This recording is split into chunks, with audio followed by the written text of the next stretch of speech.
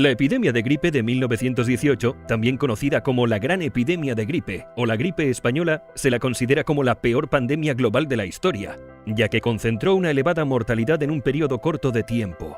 Se estima que la tasa de mortalidad de la pandemia fue de entre el 10% y el 20%, y que mató entre 50 y 100 millones de personas en todo el mundo. En España, el número de fallecidos se estima alrededor de los 300.000. A diferencia de otras epidemias de gripe que afectaban básicamente a niños y ancianos, muchas de sus víctimas fueron jóvenes y adultos saludables de entre 20 y 40 años y también animales como perros y gatos. La gripe se comenzó a propagar a finales de la Primera Guerra Mundial. Los medios de comunicación de los países que participaron en la guerra estaban bajo censura militar, por lo que ocultaron la pandemia. Sin embargo, España informaba en la prensa de los nuevos casos, utilizando nombres como la fiebre de 3 días, el soldado de Nápoles o la enfermedad de moda. Daba la sensación de que España era el único país afectado.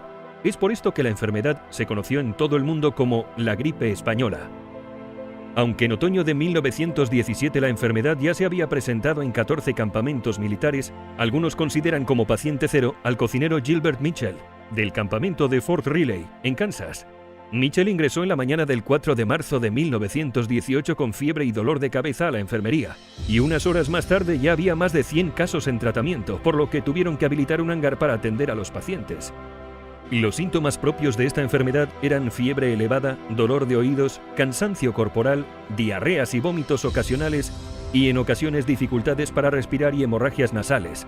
La mayoría de las personas que fallecieron fue a consecuencia de una neumonía bacteriana secundaria, ya que no había antibióticos disponibles. Sin embargo, un grupo murió rápidamente después de la aparición de los primeros síntomas en tan solo 2 o 3 días. A mediados de abril de 1918, la gripe ya hacía estragos en las trincheras de Europa Occidental. Pasó de Francia a Gran Bretaña, Italia y llegó a España. Enfermó incluso el rey Alfonso XIII. Y los periódicos españoles se hicieron eco de esa enfermedad que se propagaba de manera tan alarmante. Como se puede apreciar en este gráfico, la mayor parte de las víctimas mortales cayó en solo 13 semanas, de septiembre a mediados de diciembre de 1918, en lo que se conoce como la segunda oleada.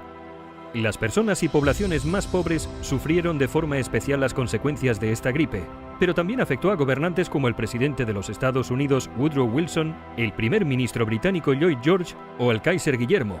El pintor Edvard Munch incluso lo plasmó en un autorretrato, y otros como Gustav Klimt no sobrevivieron a la enfermedad.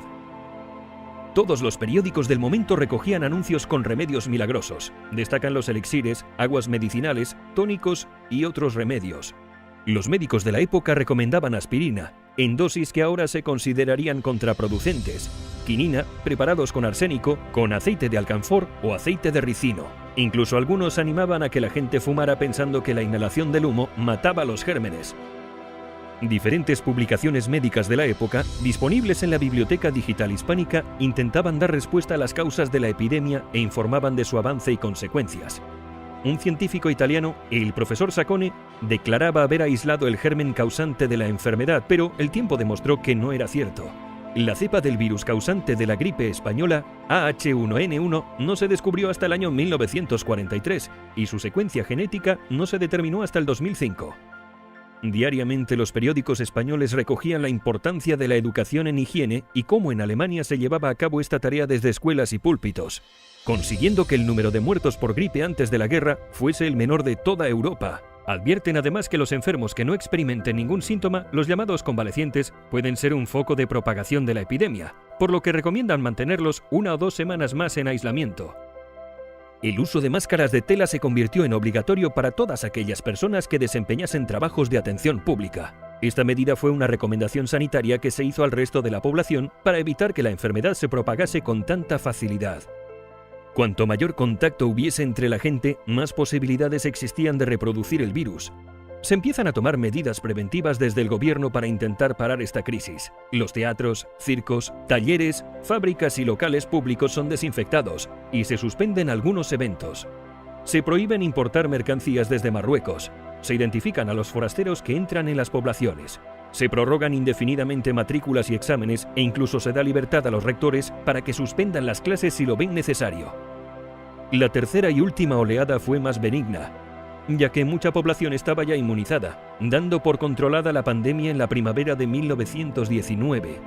Y es que la enfermedad terminó por sí sola, En verano de 1920, el virus había desaparecido.